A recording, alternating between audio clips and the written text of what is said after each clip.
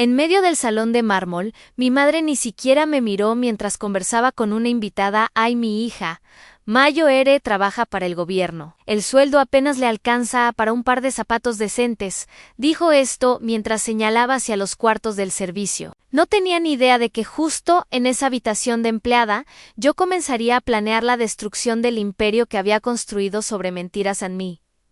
Nombre es Edith Molina. Tengo 43 años y el primer golpe me llegó antes de que pudiera dejar mi maleta sobre el suelo de mármol. Había manejado durante horas. El corredor gris y melancólico de la vía al mar dio paso al aire salado y cristalino de Cartagena de Indias. Los portones de la mansión Bellavista, la propiedad ancestral de la familia Beltrán, se abrieron con un gemido familiar y silencioso. Era el sonido de un mundo del que había escapado. Un mundo al que ahora me arrastraban de vuelta mi madre, Genoveva Beltrán. Estaba de pie en el gran vestíbulo. Era una visión de perfección calculada con su vestido de lino blanco de Carolina Herrera y un collar de perlas que probablemente costaba más que mi carro. No se movió hacia mí. Ni un abrazo, ni siquiera la apariencia de uno. Sus ojos, del color del mar Caribe en invierno, me recorrieron de pies a cabeza, absorbiendo mis pantalones negros sencillos y mi abrigo práctico. Fue un juicio silencioso y rápido sobre mi valor.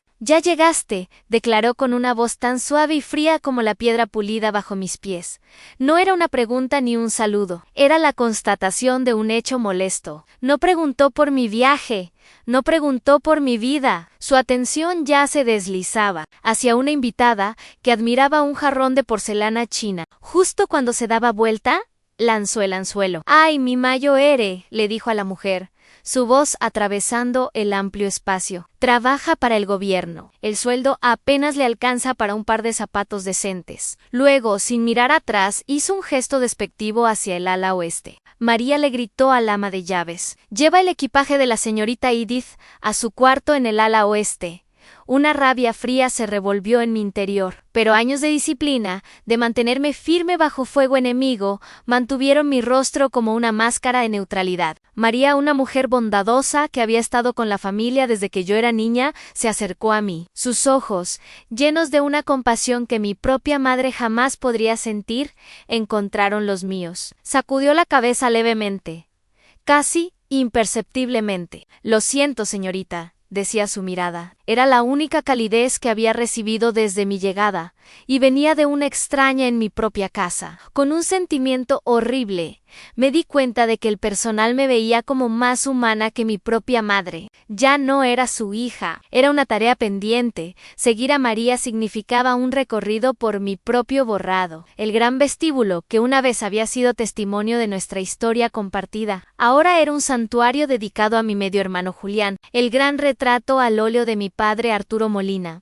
un respetado abogado, había desaparecido. En su lugar colgaba una enorme fotografía profesional de Julián al timón de su yate, el Beltrán, ganando la regata de Cartagena. La vitrina que antes contenía mis condecoraciones militares junto a los honores legales de mi padre, ahora estaba llena de brillantes trofeos de vela plateados de Julián, mi corazón púrpura.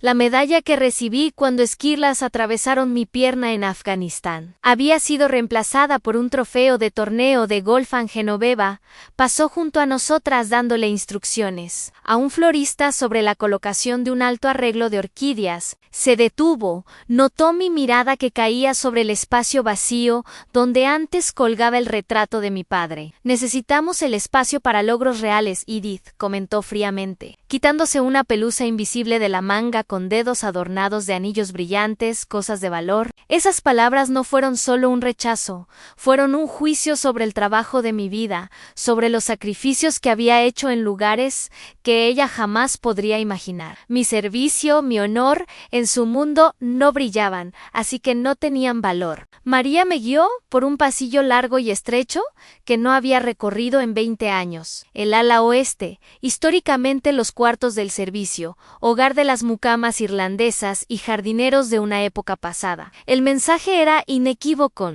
La habitación que abrió era pequeña y fría. El aire estaba pesado con el olor a polvo y humedad, un contraste marcado con el aire perfumado de la casa principal. Una cama angosta estaba pegada contra una pared cuyo papel tapiz descolorido y descascarado revelaba manchas de yeso gris debajo. La única ventana no ofrecía vista al Caribe, sino al muro sucio de ladrillo de la cocina. Esta no era una habitación de huéspedes, era un depósito para una reliquia olvidada.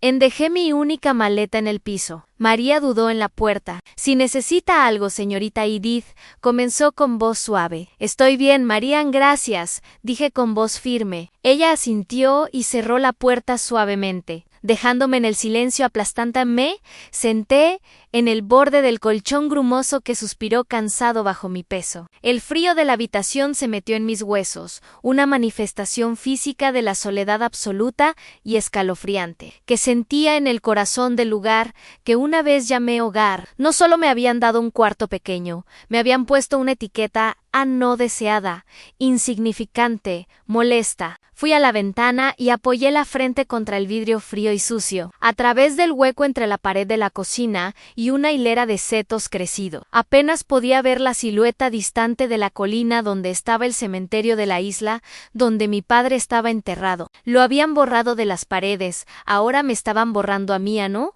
Una nueva determinación, fría y dura como el acero, comenzó a formarse en mi estómago. «Papá», pensé, las palabras un juramento silencioso en la oscuridad del cuarto. «Tu promesa, tengo que encontrarla y haré que recuerden». El silencio del cuarto de servicio era una manta pesada, densa con los fantasmas de palabras no dichas y personas olvidadas. Era un silencio que conocía bien. Olía a naftalina y humedad, un aroma que me transportó de vuelta a los pasillos estériles y silenciosos del hospital de Cartagena la noche que murió mi padre. El recuerdo, agudo e indeseado, surgió de las profundidades de mi mente. Estaba acostado en una habitación blanca y estéril, tragado por una cama demasiado grande para su cuerpo menguante. El pitido constante y rítmico del monitor cardíaco era el único sonido. Yo tenía 16 años, sostenía su mano, sentía la textura como papel de su piel. Sus ojos, aunque nublados por el dolor, estaban fijos en mí. «Todo lo que tengo, Edith», susurró con voz áspera,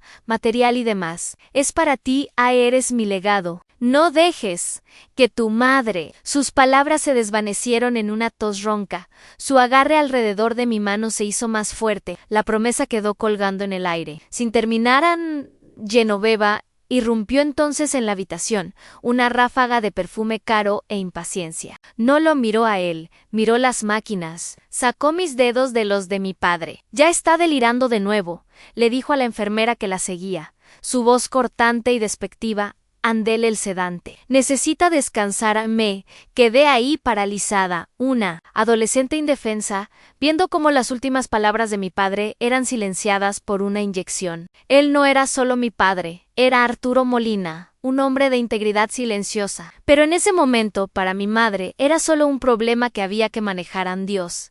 Esa promesa incompleta me persiguió durante años, un signo de interrogación quemado en mi alma. Después del funeral, solo había un testamento simple que lo dejaba todo a Genoveva, su esposa. Parecía que sus últimas palabras habían sido realmente solo delirios algunos años después. Genoveva se volvió a casar. Su nuevo esposo era un titán del mundo financiero y con él vino un nuevo apellido en Beltrán. Ese nombre se lo dio a su hijo recién nacido, Julián, como una coronación. Yo seguí siendo Edith Molina, no fue un descuido, fue una declaración, era una reliquia de una vida anterior.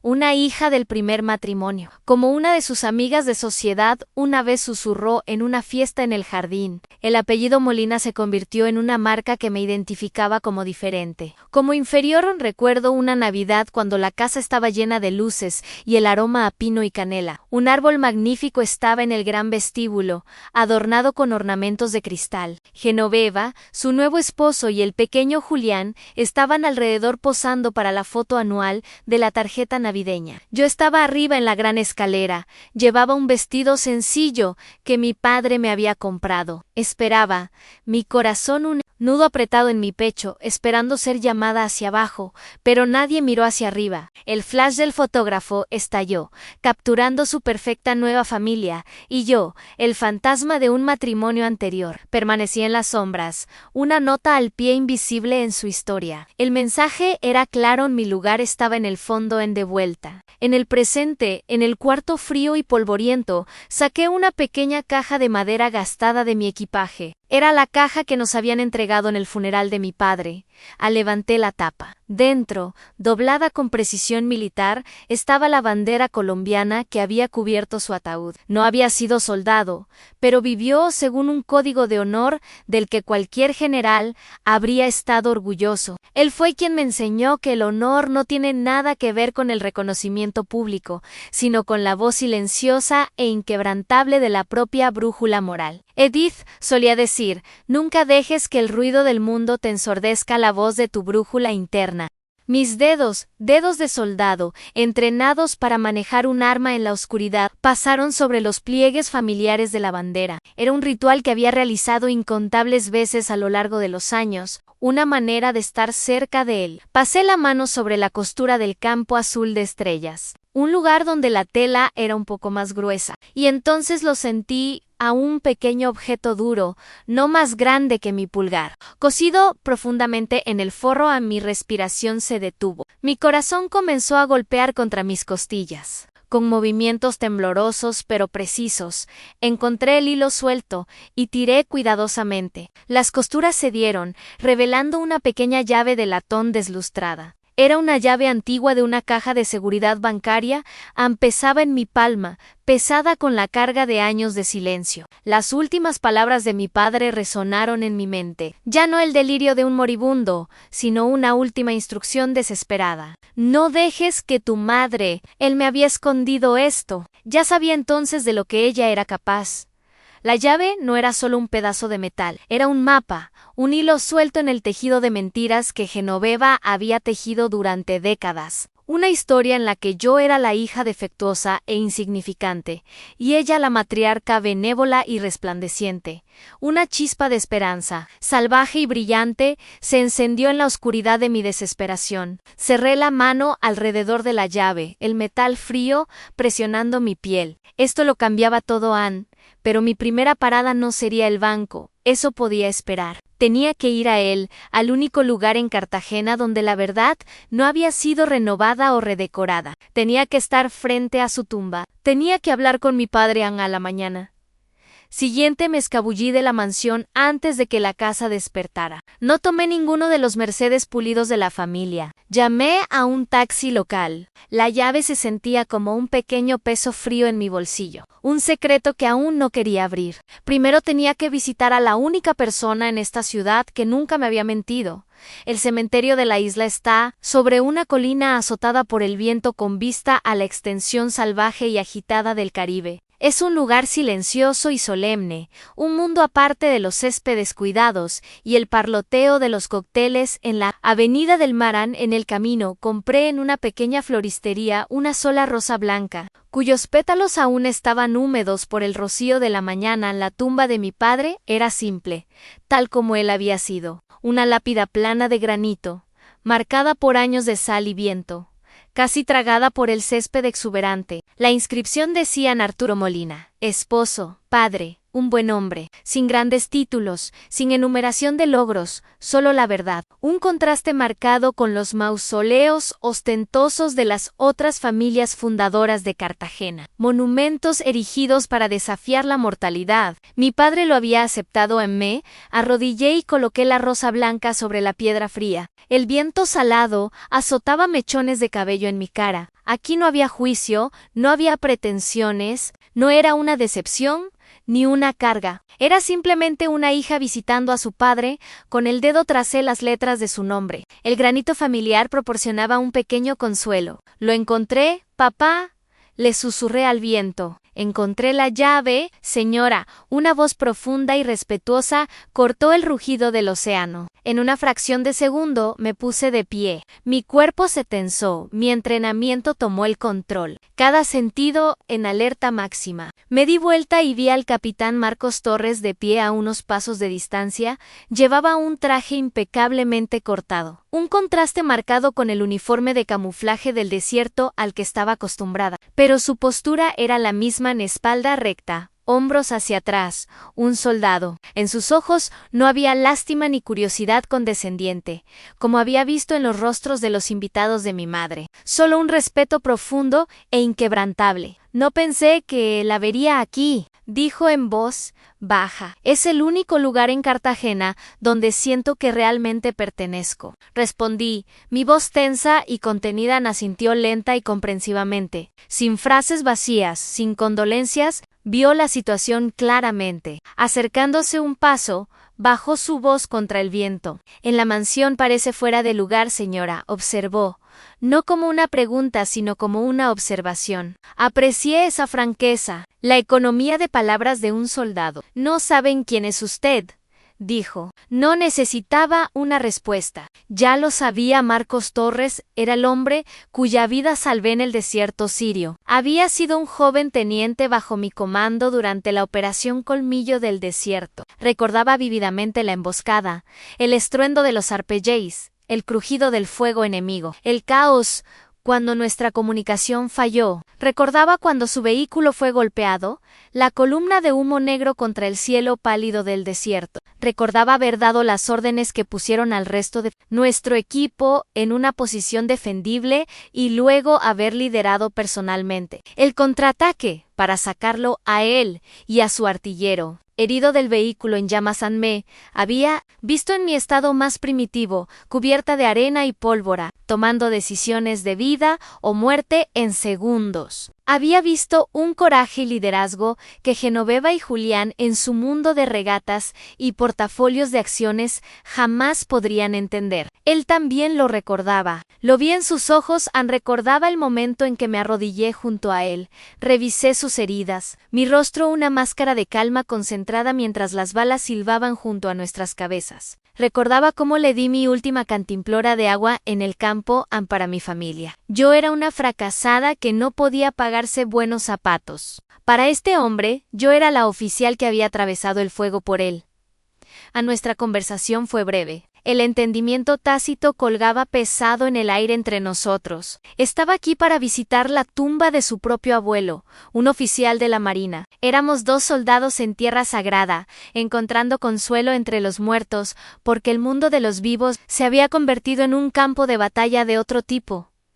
Cuando se dio vuelta para irse, se detuvo. Señora, dijo nuevamente, ahora con voz baja y seria. Coronel Molina, estoy en el círculo íntimo de Julián. Estaré justo ahí, en medio de su estructura de mando. Me miró directo a los ojos. Si necesita apoyo de fuego, y me refiero a absolutamente cualquier cosa, solo de la señal, metió la mano en su chaqueta y sacó una tarjeta de presentación simple y blanca. Solo tenía su nombre y un número de celular privado. Esta línea siempre es segura, dijo, y la presionó en mi mano. Sus dedos estaban cálidos contra mi piel fría. La oferta era un salvavidas arrojado a un mar embravecido. El primer rayo de luz, en la oscuridad aplastante de mi regreso, lo vi alejarse, su figura una silueta fuerte y oscura contra el cielo gris. Miré la simple tarjeta en mi mano. Apoyo de fuego. Un aliado dentro del cercado, por primera vez desde mi llegada. Una chispa de calidez se extendió, algo que se parecía a la esperanza, en mi pecho. ¿Estaba realmente sola en esta batalla? ¿O era este el momento en que el plan de batalla cambiaba? La esperanza que había revivido en la tumba de mi padre se apagó antes de que pudiera convertirse en una llama real. Esa noche, la crueldad calculada escaló del borrado pasivo al acto público de ejecución. Comenzó en silencio, como suelen hacerlo los ataques más devastadores.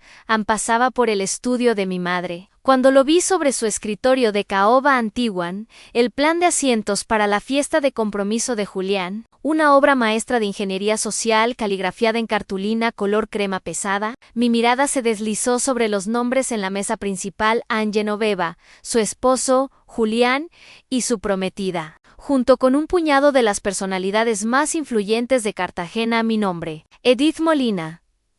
Había estado ahí originalmente. Todavía podía ver el relieve tenue, pero una línea roja gruesa y brutal lo había tachado. Una flecha, trazada con la misma finalidad despiadada, señalaba hacia una mesita triste en la esquina trasera del diagrama del salón de baile, escondida cerca de la entrada de servicio, la mesa para los invitados menos importante. Los primos lejanos y socios comerciales, no lo suficientemente significativos para el escenario principal han.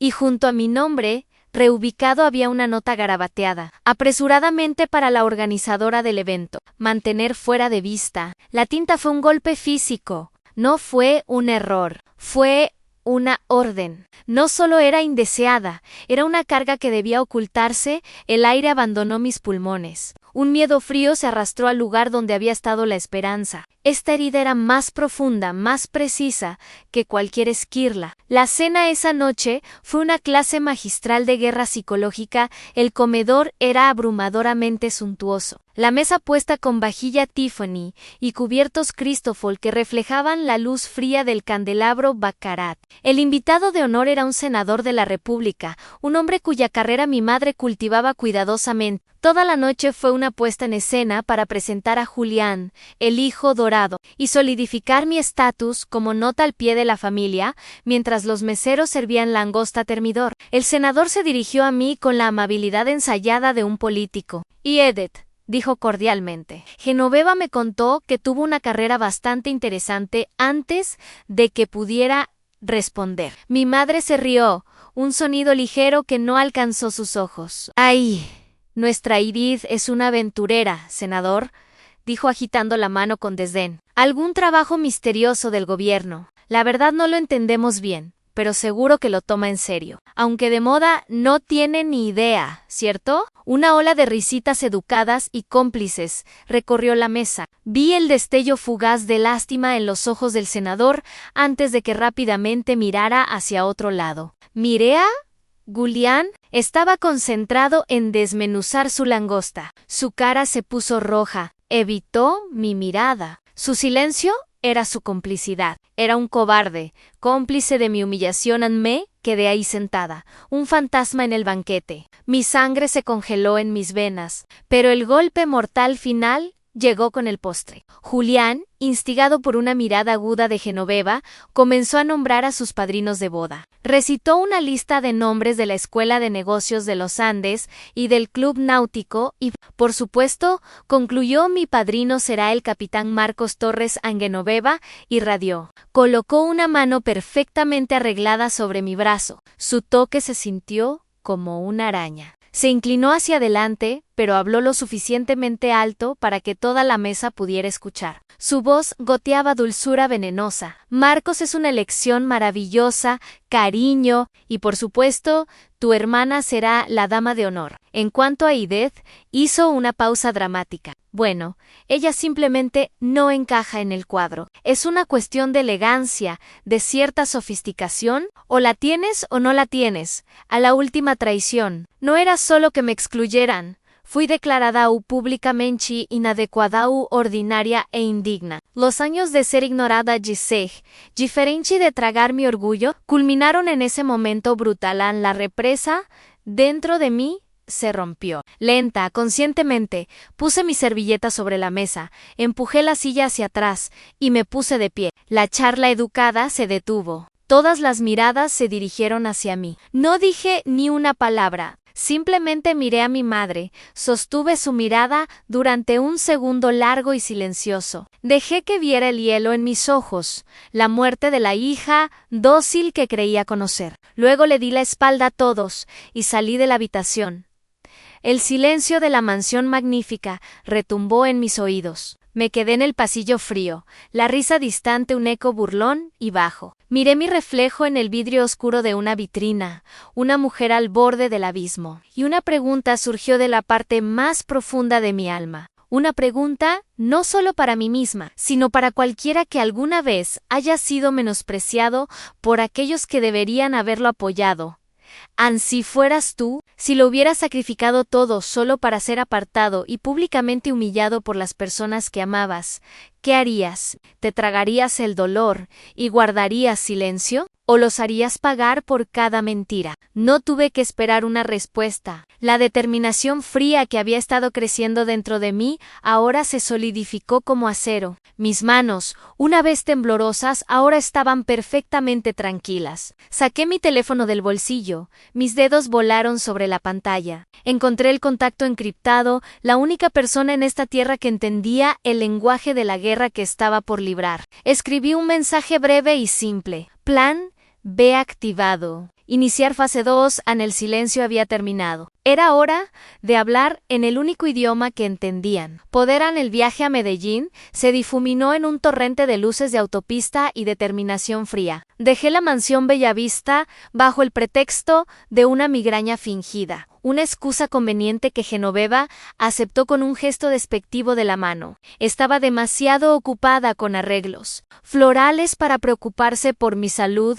El viaje de 40 minutos en avión fue justo suficiente para que la rabia cruda y caliente se convirtiera en una determinación táctica enfocada. Ya no era una hija herida. Era una soldado con una misión. Me encontré con Ana Petrova en el cielo, un bar elegante en el centro de Medellín que solía ser un banco. Los techos altos como de catedral y los paneles de madera oscura tragaban el sonido, el lugar perfecto para una conversación que nunca debería ser escuchada. Estaba sentada en un reservado apartado, una botella de cerveza Águila frente a ella. No se veía como yo. Su chaqueta de cuero negro, el corte de cabello corto y angular, y el pequeño tatuaje filigranado de una serpiente detrás de su oreja eran un mundo alejado de mi estilo disciplinado y contenido. Pero sus ojos eran los mismos agudos, analíticos e inquebrantablemente leales. Eran los ojos de una sobreviviente. No nos abrazamos, sin charla trivial, sin importancia. Éramos soldados. Nos comunicábamos con asentimientos y entendimiento compartido. Vio mi cara. Amiga, te ves destrozada, dijo con un tono áspero. Esa era su versión de lamento tu dolor. ¿Qué hicieron? Esta vez no hablé. Le deslicé el plan de asientos arrugado sobre la mesa. Lo tomó. Sus ojos escanearon el nombre tachado, la flecha, la nota garabateada, mantener fuera de vista. Estudió la hoja por un momento. Su expresión era ilegible. Luego la dobló cuidadosamente, la puso sobre la mesa y me miró. La calidez en sus ojos había desaparecido, reemplazada por astillas de hielo. Vale, dijo sin expresión. Van en serio. Ya no se trata solo de silenciarte, Edith.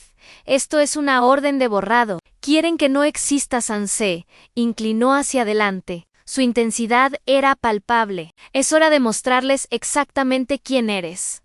Ana tomó una servilleta de cóctel y un bolígrafo de su bolso. La estratega en acción. Bueno, mi coronel, la situación es la siguiente. Ansumayo era debilidad, es su arrogancia. Te consideran una herramienta torpe, una soldado sin sutileza. Bien, usaremos eso. Ana esbozó rápidamente la sala de estar de la mansión Bellavista. ¿Te subestiman? Esa es nuestra zona mortal. Metió la mano en su chaqueta y colocó un pequeño botón negro discreto sobre la mesa. Esto no es un botón, susurró. Es un transmisor de audio de largo alcance. Tecnología israelí. 36 horas de batería. Vas a reemplazar un botón en uno de los cojines de seda del sofá favorito de tu mamá. Justo al lado de la mesa del teléfono, Ann golpeó la servilleta con el bolígrafo. Necesitamos sus propias palabras, Edith. En esta guerra, la información lo es todo. Sus palabras son la munición que necesitamos. Miré fijamente el botón. Una parte de mí, la hija, retrocedió. Esto se sentía como una traición fundamental. Ana, vacilé. El nombre se me quedó atorado en la garganta. Es mi madre. La mano de Ana atravesó la mesa y se posó firme sobre la mía. Su agarre era firme, aterrizador. No, dijo. Su voz perdió el tono táctico y se llenó de lealtad protectora y feroz. Edith, escúchame. En esta operación, ella es el objetivo. Un objetivo que conscientemente ha comprometido a un activo nacional de alto valor. Y ese activo apretó mi mano. Eres tú. General Mayo era. Levanté la cabeza bruscamente. Había usado mi rango real y secreto. No hago esto porque sienta lástima por ti, Edith, continuó, sino por la comandante que me sacó a mí y a mi equipo de un Humvee en llamas en Faluya, mientras estábamos bajo fuego pesado, la mujer que se negó a dejar a nadie atrás. Te debo mi vida. Así que déjame ayudarte a recuperar tu honor, Anse. Recostó. Su punto estaba hecho. Ahora construyamos su jaula. Dejemos que ella misma proporcione la cuerda.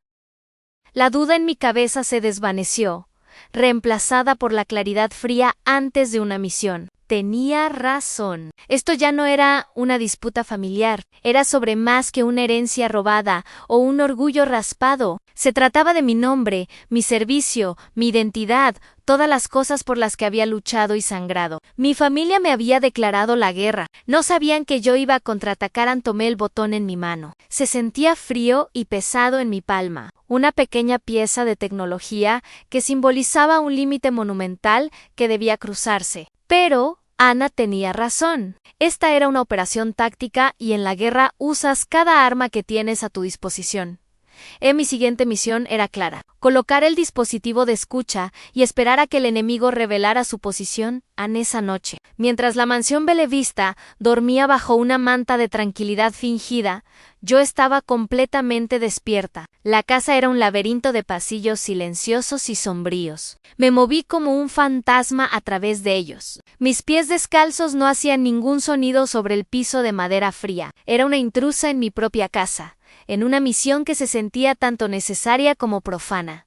A mi corazón golpeaba contra mis costillas. Un redoble de tambor de pánico en el silencio. Este no era un campo de batalla para el que había sido entrenada, pero el objetivo era igualmente crítico. La sala de estar estaba bañada en la luz pálida y lechosa de la luna que caía a través de las ventanas del suelo al techo. Me acerqué al sofá de seda, el trono de Genoveva. Mis dedos, tranquilos y precisos, encontraron el botón decorativo en el cojín junto al teléfono. Con unas tijeras pequeñas de mi kit de viaje, corté los hilos. Mis manos, que habían desarmado explosivos bajo presión, temblaban ligeramente ante este pequeño acto de traición doméstica. Reemplacé el botón original con el dispositivo de Ana, cuya lente diminuta casi desaparecía en la tela filigranada. Me dije a mí misma que esto no era traición. Esto era recopilación de inteligencia. Esto era reconocimiento. Esto era una misión para recuperarme a mí misma. De vuelta en el cuarto de servicio opresivo. Me senté en el colchón grumoso y me puse el único auricular que Ana me había dado. Lo conecté a mi teléfono. El mundo se silenció, solo un suave zumbido era audible. Luego lo escuché en el tintineo de hielo en un vaso y la voz de mi madre, clara y fría como el cristal. Estaba hablando por teléfono con una de sus amigas de sociedad. Su voz, un tono arrastrado. Julián está preocupado por la apariencia. ¡Ay, cariño! Por favor. La presencia de Edith es solo una inconveniencia temporal, nada más. Un accesorio necesario para el retrato familiar. Nunca será más que una herramienta burda para el gobierno. Le falta finura, le falta linaje. Simplemente no tiene el brillo y el pulimento de los Beltrán.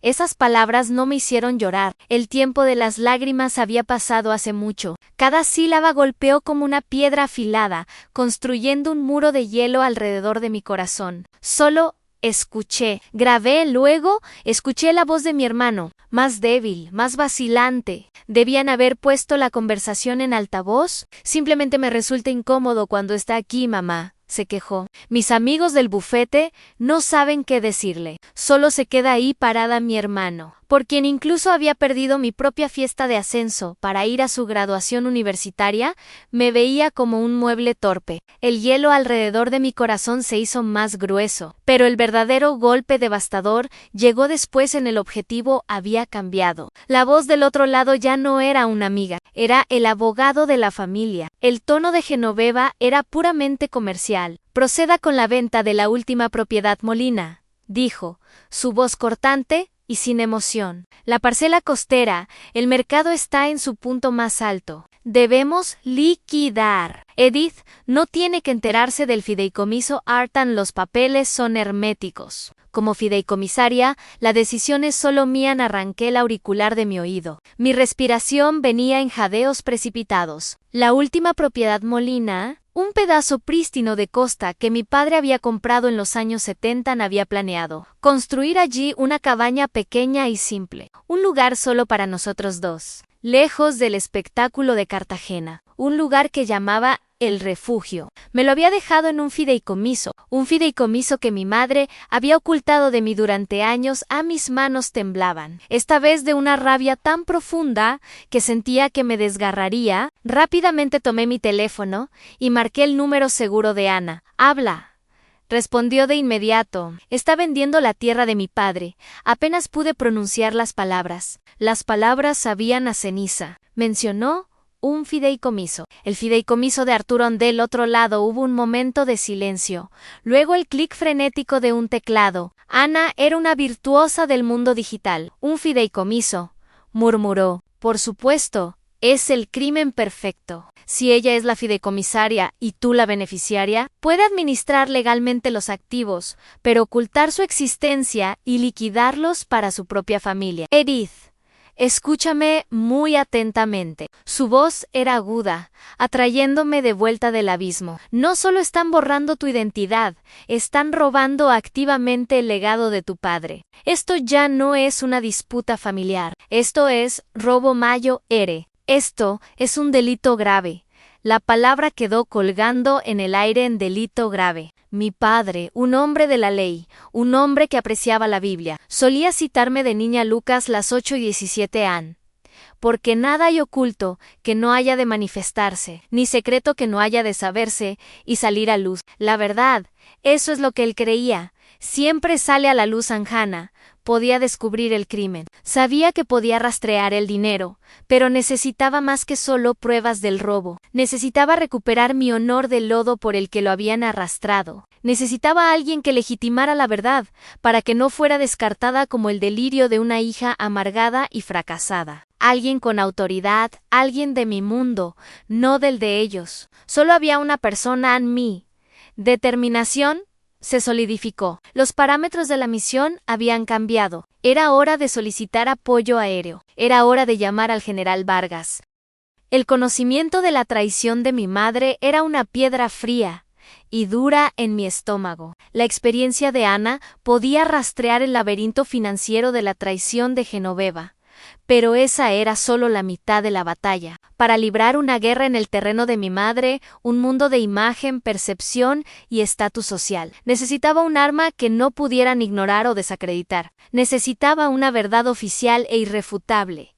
Solo había una persona que podía darme eso. Con un teléfono satelital seguro que guardaba para emergencias, hice la llamada. Se sintió como cruzar un último Rubicón. La línea se conectó y una voz familiar e imperiosa respondió al primer timbre. Una voz que exigía respeto de generales y presidentes por igual. «General Mayor Sterling», dije. No fue una pregunta. «General», respondí. Mi propia voz calmada a pesar de la tormenta dentro de mí. Hubo una pausa. No tenía que explicar nada. Ya lo sabía. «He estado esperando esta llamada», dijo. Su tono firme. «Escuela Superior de Guerra, mi oficina. Mañana 8 am en Ben sola». La línea murió, sin cortesías, sin palabras desperdiciadas. Solo una orden directa. Un sentimiento de profundo temor y al mismo tiempo gran alivio me invadió. Ya no era solo una hija en una disputa familiar, era una oficial convocada por su general al mando. El juego había cambiado. Ana la mañana siguiente estaba frente a la imponente fachada de granito de la Escuela Superior de Guerra en Bogotá. Este era mi mundo. El aire aquí no estaba lleno del aroma de perfume caro, sino del olor fresco y limpio del mar y el peso de la historia. Este era un lugar de estrategia, inteligencia, poder, exactamente las cosas que mi madre creía que no tenía. El general Vargas me esperaba en su oficina, un espacio GNRO, cuyas paredes estaban bordeadas con libros sobre historia militar y estrategias geopolíticas. Era una leyenda viviente, un hombre de cabello plateado y ojos que parecían ver directamente a través de uno. Evaluando cada fortaleza y debilidad, señaló una silla, pero no se sentó, sino que caminó frente a la gran ventana que daba a la bahía. Piensan que has fracasado, ¿no es así? Comenzó con voz tranquila, pero con un tono de acero. Ven tu silencio, el secreto de tu carrera, y lo toman por debilidad.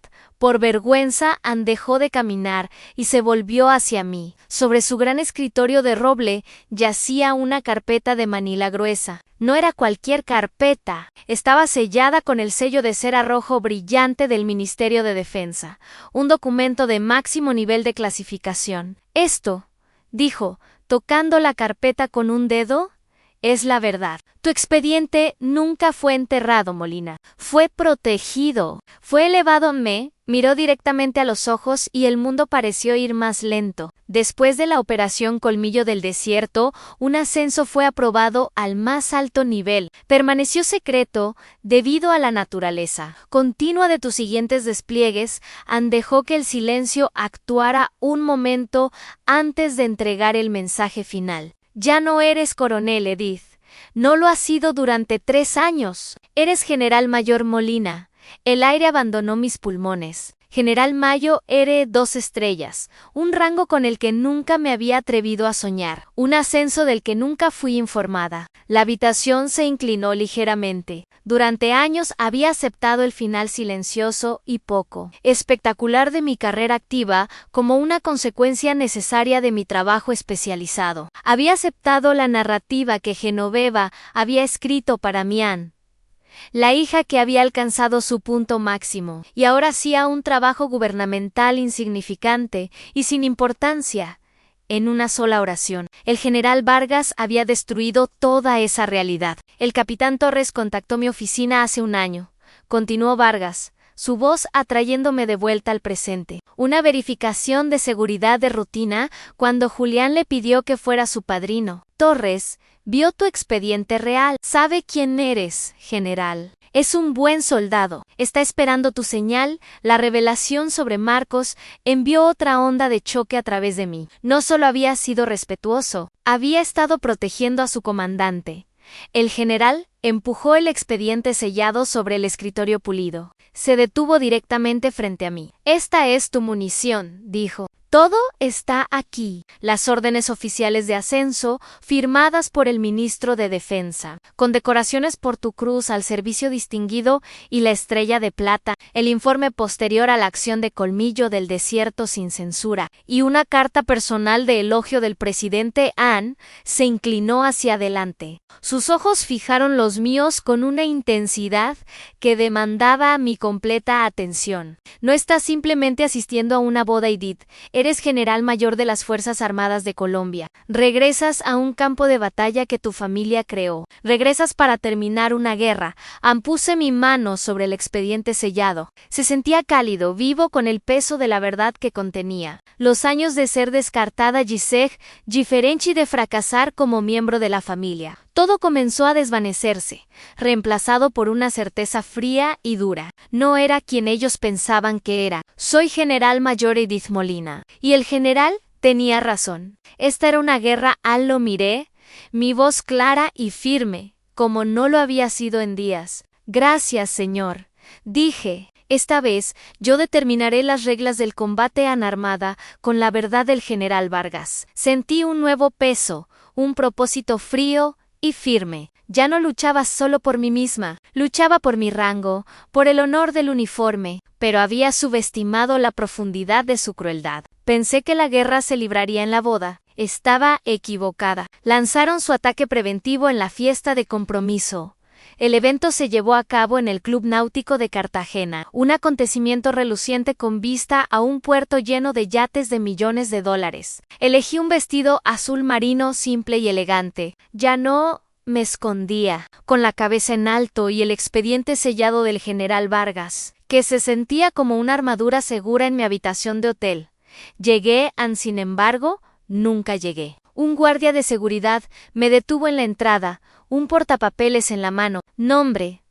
Por favor. Edith Molina escaneó la lista, su dedo se deslizó por la página. Sacudió la cabeza. Lo siento, señora. No está en la lista. Era tan obvio, tan infantil, que casi me reí. Como en señal, Genoveva y Julián aparecieron, flotando majestuosamente hacia la entrada. Mi madre, adornada con diamantes, le regaló al guardia una sonrisa radiante. «¡Ay, debe haber un error!», dijo lo suficientemente alto para que los invitados que llegaban escucharan cada palabra. «Ella está con nosotros». Creo que su invitación era para la fiesta del personal al insulto, colgó pesado y tóxico en el aire. Algunos invitados se rieron detrás de sus manos. Julián, mi propio hermano, dio un paso adelante, su cara una máscara de vergüenza dolorosa. «Edith, estás causando problemas», siseó, su voz baja y urgente. «Esta es mi noche. Solo vete».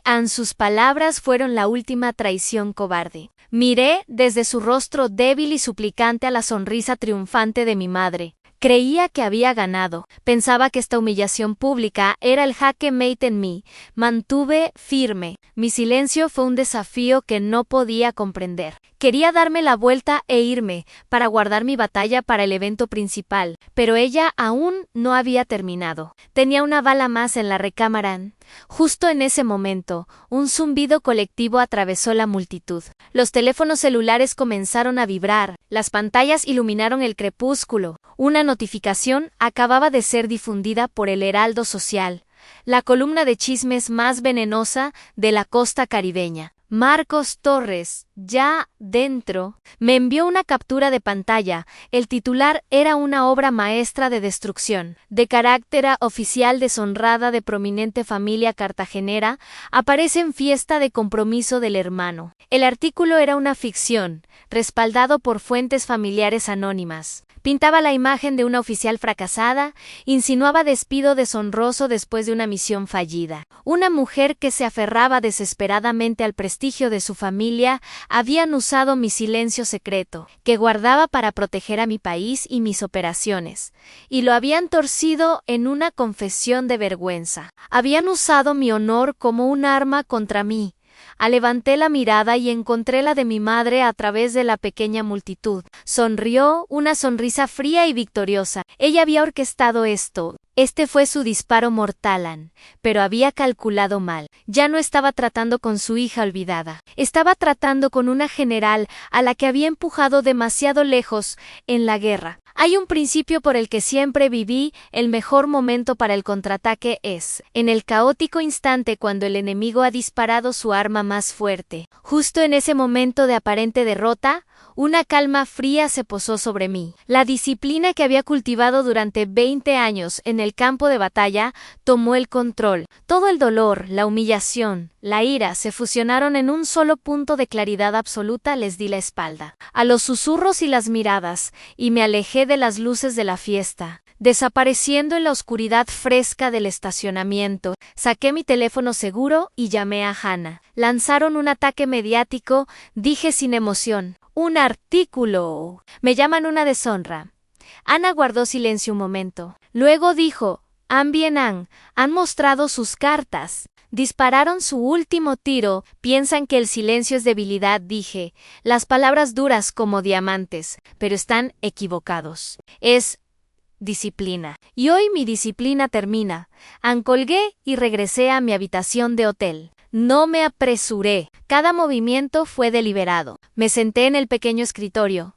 Abrí mi laptop encriptada y accedí a un servidor protegido por firewall. Ahí estaba en el informe completo desclasificado de la Operación Colmillo del Desierto. Fotos, cronologías, condecoraciones, la verdad. Luego hice mi última llamada al número en la tarjeta que Marcos me había dado. Respondió al primer timbre. No dije hola, solo hablé el código de 2 partes que usábamos en Siria antes de lanzar un ataque Mayoere, Tormenta Uyarenau, sin demora de su lado. Su voz volvió clara y nítida. La voz de un soldado recibiendo sus órdenes. Roger, general, dijo. Tormenta Uyarenau iniciadau, la guerra había comenzado Noé, el día de la boda de Julián, amaneció brillante y claro. Un perfecto día de finales de verano, del que Cartagena estaba orgullosa. La ceremonia se llevó a cabo en una antigua iglesia de piedra con vista al Caribe, una pintoresca celebración histórica. Me senté en un banco trasero, observadora silenciosa con un vestido sencillo. Guardé mi uniforme para el evento principal, la recepción. Esta se llevó a cabo en el gran salón de baile de Casa Belmont, la más grandiosa de todas las mansiones de Cartagena, un palacio erigido con fortunas industriales, un monumento de la época dorada, cuyos techos goteaban con pan de oro y candelabros de cristal. Esta noche sería el escenario de la caída de la Casa Beltrán. Llegué tarde. Intencionalmente, la fiesta estaba en pleno apogeo, un mar de smokines y vestidos de diseñador. Luego entré a la sala, no como Edith Molina, la hija olvidada. Entré como general mayor Edith Molina, de las Fuerzas Especiales del Ejército de Colombia. Mi uniforme de gala era de un azul profundo y autoritario, perfectamente planchado. En mi pecho estaban mis medallas, no meras decoraciones. Eran un testimonio silencioso y devastador en cruz al servicio distinguido, estrella de plata, corazón púrpura. Brillaban en la luz suave de los candelabros, atrayendo todas las miradas. Una onda de choque de silencio rodó por el salón de baile. El cuarteto de cuerdas se detuvo. Un violín chirrió en el silencio repentino. Todas las conversaciones cesaron. Cientos de rostros se volvieron hacia mí, una mezcla de confusión, shock y asombro. Ambaya Genoveva y Julián, cerca de la mesa principal. El rostro de mi madre se volvió blanco como el mármol, su copa de champán congelada a medio camino de sus labios. Julián se quedó mirando, la mandíbula floja. Como si viera un fantasma, caminé con calma. Mis zapatos de servicio bajos y regulares hacían clic en un ritmo constante y determinado sobre el piso de mármol. Un sonido más poderoso que cualquier grito. Ignoré los jadeos y susurros, la mirada al frente. Era una general en el campo de batalla. El momento decisivo llegó durante el discurso del padrino. Marcos Torres, guapo y sereno en su smoking, tomó el micrófono. Dijo algunas palabras prefabricadas y encantadoras sobre Julián, luego rompió el guión. Se apartó de la novia y el novio, y miró hacia el salón. Sus ojos me encontraron sentada en la mesa, olvidada en la parte de atrás, enderezó los hombros y ejecutó un saludo militar perfecto y claro, en una sala llena de la élite de Cartagena. General Mayor Molina, señora, dijo. Su voz resonó con respeto profundo e inquebrantable que resonó a través del salón silencioso. A la sala contuvo la respiración. Antes de que Genoveva pudiera reaccionar, antes de que pudiera gritar, Marcos continuó con voz clara y fuerte. Esta mujer no es solo la hermana del novio, declaró. Sus palabras un disparo de cañón en la frágil atmósfera educada. Esta mujer salvó mi vida y la de todo mi equipo en el desierto sirio, cuando todos debimos haber muerto. Una sola oración y el fundamento de su mundo se quebró. Instantáneamente, como en señal, la pantalla gigante detrás de la banda que había estado mostrando una presentación de diapositivas de Julián y su prometida se encendió. El trabajo de Ana la Tormenta de arena. La primera imagen era una foto satelital de un combate en el desierto, luego una imagen mía, mi cara cubierta de suciedad y sudor, señalando un mapa sobre el capó de un Humvee. Documentos oficiales desclasificados del Ministerio de Defensa se proyectaron en la pantalla, describiendo la Operación Colmillo del Desierto. Luego vino el video. El general Vargas estaba en su uniforme de gala completo, su rostro severo y autoritario, mirando directamente a la cámara. Es mi especial honor, retumbó su voz desde los altavoces, confirmar el servicio ejemplar y el heroísmo de la general mayor Edith Molina, una de las mentes estratégicas más brillantes y luchadoras más valientes de esta nación. Estalló el caos. Genoveva gritó, un sonido crudo y feo que desgarró su perfecta fachada de dama de sociedad. Es falso.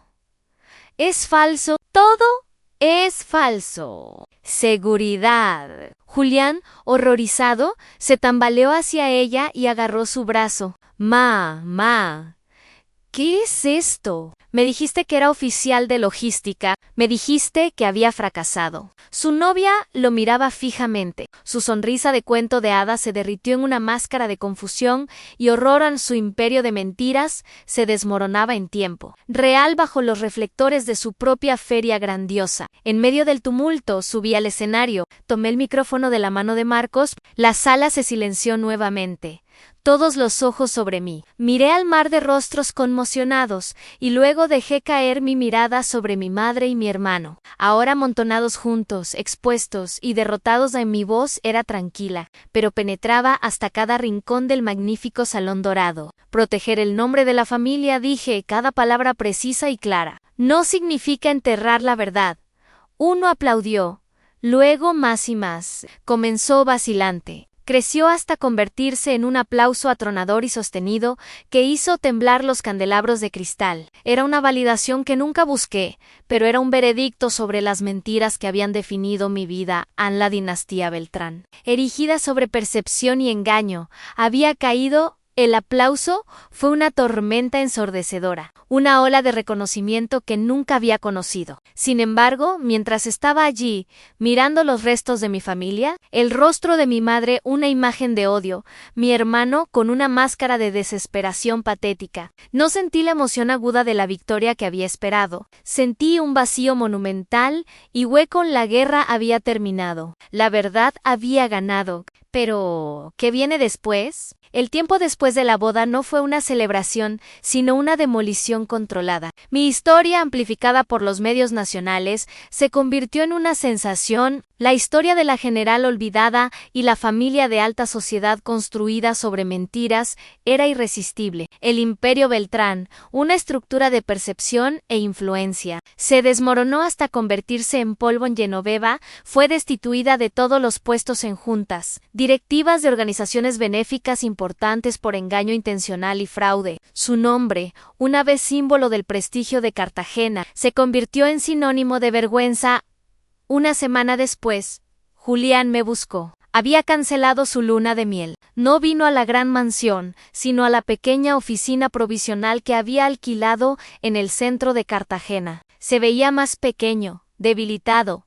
El brillo del chico dorado completamente apagado. No ofreció excusas, ni súplicas de perdón. Simplemente puso una carpeta legal gruesa sobre mi escritorio. Esto es todo, dijo con voz rota. Todos los documentos del fideicomiso de papá, las cuentas, las propiedades que Genoveva vendió, todo. Estaba equivocado, Edith. Fui un cobarde. Miré a mi medio hermano, un hombre a quien una vez intenté amar, y no sentí nada. Ni ira ni lástima, solo un vacío profundo y silencioso. La rabia se había quemado. Solo quedaban las cenizas frías de lo que pudo haber sido Anne. No le di perdón. No era mío para dar. El perdón era algo que necesitaba para mí misma, una liberación del peso de la toxicidad de su familia. Úsalo para hacer lo correcto, Julián, dije con voz tranquila. Por primera vez en tu vida, asintió, se dio la vuelta y salió, dejando atrás la carpeta, la prueba de los crímenes de su familia y su propia cobardía meses después. Con mi herencia finalmente restaurada, fundé una firma de consultoría estratégica. Era un trabajo exitoso y desafiante, pero la verdadera medida de mi victoria no vino de un acuerdo comercial o un titular. Vino en forma de un correo electrónico silencioso un martes por la tarde, un informe trimestral de un pequeño fondo anónimo que había establecido años atrás para ayudar a veteranos en la transición a la vida civil. Generalmente solo le echaba un vistazo rápido, pero esta vez una historia me cautivó. El informe narraba el caso de una joven capitana de la Marina que había regresado de una brutal gira en Irak, solo para ser rechazada y despreciada por su propia familia, que no entendía sus cicatrices, visibles e invisibles. Mi fondo le había otorgado una subvención para iniciar su propio pequeño negocio, una firma de seguridad que empleaba a otras mujeres veteranas. En el informe había una cita de ella por primera vez. Siento que alguien vio mi servicio, no solo mi lucha. Esta subvención no fue solo dinero, fue una declaración de que tengo valor. Me recosté en mi silla. Las palabras se difuminaron a través de una película repentina de lágrimas. Este era mi legado, no las medallas que brillaban en una vitrina, no las 2 estrellas en mi hombro. Era esto, esta vida cambiada. Este era el interés pagado sobre la herencia robada de mi padre. Este era el verdadero significado del nombre Molina en la historia. No termina en un salón de baile grandioso, sino en el silencio de mi nueva oficina. El sol sale sobre el puerto de Cartagena, pintando el cielo en tonos naranjas y rosas. Es una mañana tranquila que yo misma he creado. Estoy preparando un discurso al que fui invitada. El discurso principal en la ceremonia de graduación en West Point, un honor que me humilla en mi escritorio. Junto al archivo con mi discurso hay un ramo simple de margaritas blancas. Llegaron esta mañana sin mucha fanfarria. La tarjeta, escrita con la letra vacilante de Julián, contenía solo unas pocas palabras para la hermana, de quien siempre estuve orgulloso, aunque fui demasiado cobarde para admitirlo.